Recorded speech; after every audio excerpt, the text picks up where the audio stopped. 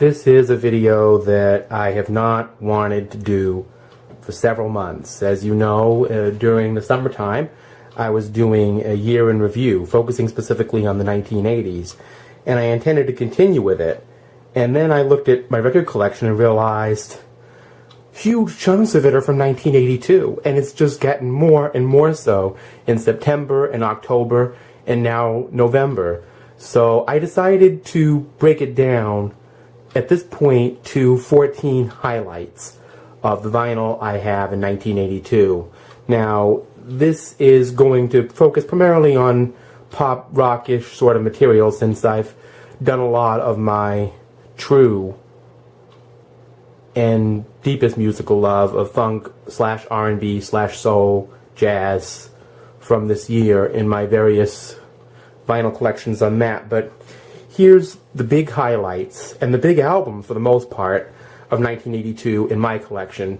And I'm going to start with one I was really excited to find and I've always wanted, and it's this album, Laurie Anderson, Big Science. Laurie Anderson, of course, famous 80s avant-garde musician, performance artist, the now widow of Lou Reed, R.I.P. Lou, was a big person for me growing up because, you know, one of the first songs I remember kind of singing to myself was Sharky's Day. The music video played on a PBS show in the mid to late 80s called Live from Off Center that my mother and father loved to watch. And, you know, I started hearing a lot about this album and seeing it. And this album has a long extended song on it called Oh Superman, which is almost like a mantra. You know, the thing about this album is that it's poetry mixed with kind of a offbeat, I wouldn't say hip-hop, but sort of rapping kind of stance. And, you know, of course, she plays electric violin on this album. It's just an amazing record. I can't really take out highlights for you because all of it is completely amazing. The album came in really good condition and intact. You know, I never thought of plug sockets quite the same way until I saw this. After I saw that, rather. The label's just the Warner Brothers label. You've seen that. Oh, you've seen that many times. A lot of these albums are, again, doubles from the collection of Scott Edwards, my boyfriend. And this is one of them he had a repeat of. Michael McDonald's album entitled If That's What It Takes. I actually have this on CD as well. Now, this album has I Keep Forgetting, which, of course, was reimagined by the band playing with Warren G and, you know, Nate Dogg on their song Regulate. And it's a great West Coast, you know, Doobie Brothers, late 70s, early 80s Doobie Brothers sound. This is a really good album. I mean, it's really very good all the way through, but most of it tends to be on the organic West Coast sound without that processed Fender Rhodes that I Keep Forgetting has and that jazzy element. You know, there's some soulful stuff here, but you know, this album, you know, I Keep Forgetting really just stands out. Nothing else on this album sounds like that. And it's a good album all the way through. It's just, you know, nothing quite stands up to that song to me, but I may have to give it another listen. So, I certainly didn't find anything on it terrible, but again, Warner Brothers seems to be a recurring thing. Now, some of you out there, even in the VC, might be asking, who are this band, and how would I know about them? Well, Scott and I, during the winter and spring months, were watching a series of documentaries on YouTube about Top of the Pops over on the BBC, and they went year by year. And in 1982, they made a lot of statements about this group called Pig Bag. Now, they were coming in the year where there was a lot of new wave had taken over and adapted from disco, and there was a lot of rock hits. And Pig Bag came along with kind of a street ska, jazz, funk sound, using horns and live drums that was very, very different from what else was happening at that time. And I just lucked out and found this album. I don't think a lot of people really knew what it was. Dr. Jekyll and Mr. Jive is the name of the album. And there's one particular song on here. There's Pig Bag. The song Pig Bag itself, there's a song on here called Pig Bag, was the one that I really went in for because that became a surprise hit that year and was featured on Top of the Pops. I think this is going to have a unique label too. And it does. It's on Stiff Records. Stiff Records being the home of Ian Dury and I believe Elvis Costello and a lot of the great new wavers of Britain during that time. And we maintain the British connection with The Clash, Combat Rock. Now, if you can imagine this, this was punk crossover. I mean, The Clash still had their same political stance and their attitude, but, you know, they got two big ones off this album. And if we're talking about funk here, they had Rock the Casbah, you know, and I actually heard that song for the first time in The Simpsons during the 1990s, believe it or not. I was a little young for when it came out new. I was only about 2. And I thought it was the Gap Band with some sort of quirky vocalist on it. And then I realized, no, it's The Clash. And, you know, the rock classic, Should I Stay or Should I Go, is from this album. This is a fantastic album. I have this on CD. I get to listen to this. I might do a review of this. You know, I love The Clash, especially from the 80s. You know, Radio Clash, and, you know, although I love the, you know, London Calling album. I'd love to find that on vinyl, too. You know, I just really enjoy The Clash. I'm not a punk fan at all, but something about The Clash I really like, you know. I don't know what it is. They adapted. It's like Public Image Limited. Radio Clash, Magnificent Seven. Saint Denis is a fantastic album, but I really got to get back into this. This was an amazing record. And I find when I get back into things on vinyl that I already had on CD, it's even more amazing. There's kind of a custom label here with the Clash logo. Epic. This was actually one of those albums released on a format, of an audio format called CX, which increased the dynamic range and supposedly decreased noise on the vinyl, but you had to have all kinds of decoders for it, and there's videos you can watch on the CX albums. They were supposed to play well on non-CX compatible turntables, but there was some controversy. And this isn't the only CX album you're going to see in here, and this is not a CX copy. But another album in here was also recorded with that. But this album, you know, I was crate digging with my boyfriend actually about a week ago, and we were debating which one of us was going to get this album because he didn't know who this was at first, and he decided to just give it to me. This is the debut of Wang Chung, believe it or not, and I think this is actually pronounced the same way.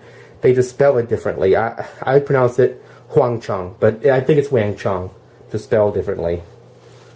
And for some reason I always associate Wang Chung as being Nick DeSpig and Jack Hughes, these two here. I don't remember them being in any of the later groups.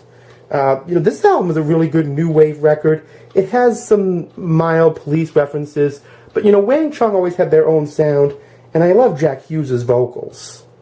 You know, he had a really good, very soulful range. My favorite on here is, you know, Tina Na, which is a third cut on this edition of the album. And Tina Na, you know, it's kind of prototypical dance hall days, a little faster and a little less concise, but this is not a bad album if you can find it. I hear it's actually kind of a grail. It's just got that 80s Arista label and a powder blue sleeve. But I'm really happy to have this, and I hope to find a copy for, you know, Scott too. We have a little joke, you know, I'll let him borrow it if he wants to hear it, and I will. You know, I'm just glad to have this. Joe Jackson, Night and Day, again, something given to me as a repeat from Scott. I have this on CD. This album has Steppin' Out on it. You know, when I listen to this now, that's actually one of the most unique sounding songs of the 80s. It's got this very tinny kind of new wave beat, this kind of, you know, buzzing synth bass to it, but this really big blocky acoustic piano. I've never quite heard a record that combines new wave and jazz that way. It's almost like the Steely Dan brought in members of Duran Duran or the Human League. It's a unique record. And for the most part, this record is built around jazzier sounds, like Breaking Us in Two, There's the band. It's a gatefold. You can open this up. It's a great album. A lot of the songs really flow together. And if I remember, it has a custom label. Night and Day. Really clever custom there, Joe Jackson. One of my favorite albums. Again, you know, a lot of people think that in the 1980s, it was again a very single-driven thing compared to the album era. But this was an album that actually was very well conceptualized. Had a very New York vibe to it. You can see New York in the background. Kind of that Cole Porter-like etching of Joe Jackson on the piano. Now, you know, there's no ulterior motive here, but this man has a birthday today. Wanted to wish him happy birthday. Canada's own Aldo Nova. You know, I only found out about who he really was from Scott, who actually gave me a repeat of this album. He was, you know, I've seen his album around a lot, especially this one.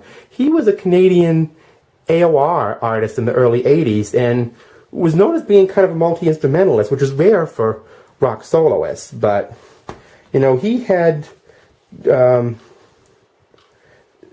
big hits on this album, Fantasy and Foolin' Yourself. Now, Foolin' Yourself in particular has kind of a great harmony-driven, melodic AOR sound. It couldn't get any more AOR if it tried. But this man has some fantastic variety.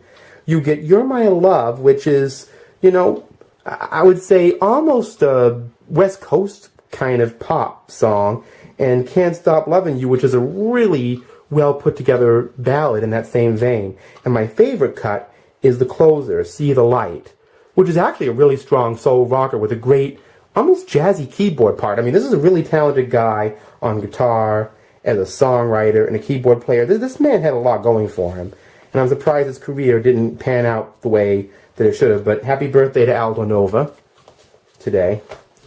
Marshall Crenshaw. My father got a greatest hits collection of his, and I actually got this album pre-owned, one of the few that was actually in good condition, at the local Habitat for Humanity store. They had some vinyl there, all for $1, and I saw this and said, I just gotta have this vinyl. You know, this was, in the early 2000s, one of those cool albums that a lot of vinyl collectors were supposed to have from the power pop era. And, you know, it covers all the bases if you know anything about Marshall Crenshaw. It's got, you know, Cynical Girl, and, you know, all the songs that are kind of associated with him from this time period. He's kind of an underrated talent, to be honest. This album needs a sleeve. It needs some cleaning. It needs a lot of things. It's in good shape. I just need to clean it and get a new sleeve for it, but I'm really happy to have this. There's a complicated story that goes behind this. I got this album on vinyl.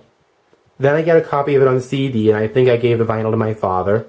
Then Scott gave me a repeat of his album on vinyl. That's happened a couple times before, actually, if I recall. Now, this album, to me, epitomizes what I was saying earlier about disco not dying in England and just mutating into new wave. Because this could kind of straddle both. You know, it came out in '82, so disco was kind of fallen by the wayside over there at this point. But, you know, ABC had this great style, kind of post-Roxy Music, pre-Duran Duran. But they still had suits. They still seemed like a 60s group. And their sound was very stylish. Their lyrics were very romantic. They were the new romantic end of new wave. And very funky, disco and chic friendly. You know, and The Look of Love and Poison Arrow are amazing songs. This whole album basically is. You know, they were very eclectic later in their career and went in a lot of different directions. Very talented group, but this is the album that a lot of people went in for. Their big record. This is the Mercury label from that time. Great album. Find it on vinyl, whatever. You want to pick up that. Remember I mentioned the CX vinyl encoding? This is another album that had it. Now, for a while I thought that all the copies of this album and Combat Rock by the Clash had it, but they didn't. And they were designed to be put in with other regular albums that didn't have CX2, but this is just a regular edition of it. Men at Work's second album, Cargo. I have this on CD too. I actually got it as part of a set with Men at Work's first album, which you'll be seeing a little later. This is an odd album. It said it was released in 83, but it was made in 82, so I included it in here for that purpose, just because of the nature of it. There's Men at Work. It's a good album. I don't remember any hits from this the way I do the first one, but I was only about 3 or 4 when that album came out, so that would have been big, so I don't really know much about it. Fun Boy 3. This group came out of Fun Boy 3, Actually, it came out of the Specials, famous ska group from England. And, it's like Henrique. Shout out to Henrique Hopkins. He was talking about how famous Bay Area band Santana was a big enough outfit to get a Journey out of it. And, the Specials were powerful enough to get a Fun Boy 3 out of it. And here they are. And, the hit single was It Ain't What You Do. But what I know this album from is that during the 1990s, a local radio station, during the days where everybody was going clear channel, somewhere between 1996 and when Tom Petty, the late Tom Petty, put out The Last DJ, a local radio station kind of did its own little mini Luddite movement. And instead of abandoning his post, as he was supposed to, he actually played a song from this album, which was just The Lunatics Are Taking Over the Asylum. It's called The Lunatics, over and over again. And I found this in Fun Boy 3's second album on vinyl. Just that 80s Blue Chrysalis label. You've seen that in my collection. Huey Lewis's stuff was on that. The Motels, All for One. They did a cover of Only the Lonely on this album. I actually have this on CD, but again, from Scott's collection. I really love the montage pictures. I need to get a case with that too, just the capital label. And that one. The next album is Missing Persons, Spring Session M. This generally leans more toward the spikier rock end of New Wave. More guitars and brittle synthesizers. But, Dale Bozzio was an amazing front person for this band that really epitomized New Wave on the American end. And Terry Bozzio was a member of this group too, so you could see Missing Persons, interestingly enough, as capital label again, as something of a Frank Zappa spin-off. A lot of Frank Zappa spin-offs don't have any music you would normally associate with Frank Zappa.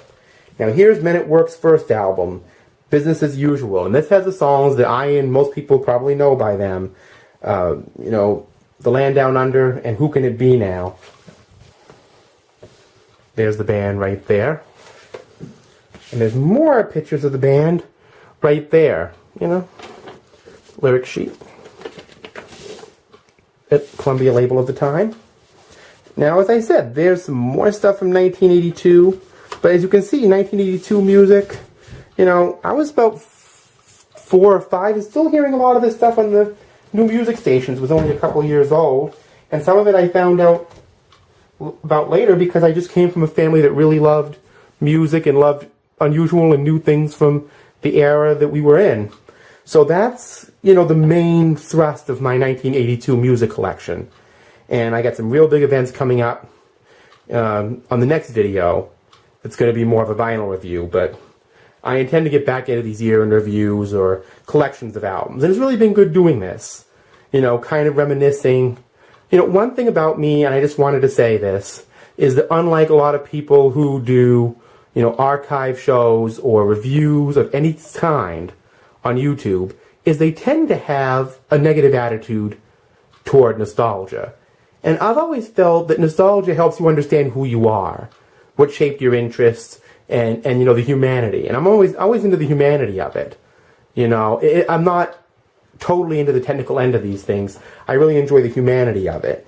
And, just playing this vinyl, looking at it, there's a lot of humanity to it. I love hearing things on CDs. I love that clean sound to death. Despite what people say about the compression, same goes with MP3s. I just love that clean sound of it, whatever the compression does. Vinyl isn't compressed. You get the full sound, but you also get a lot of other things like crackle and skips and things I would rather not have. But even still, the humanity of going through these memories and making new ones really appeals to me. with vinyl.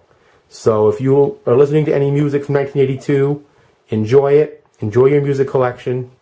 And until next time, peace.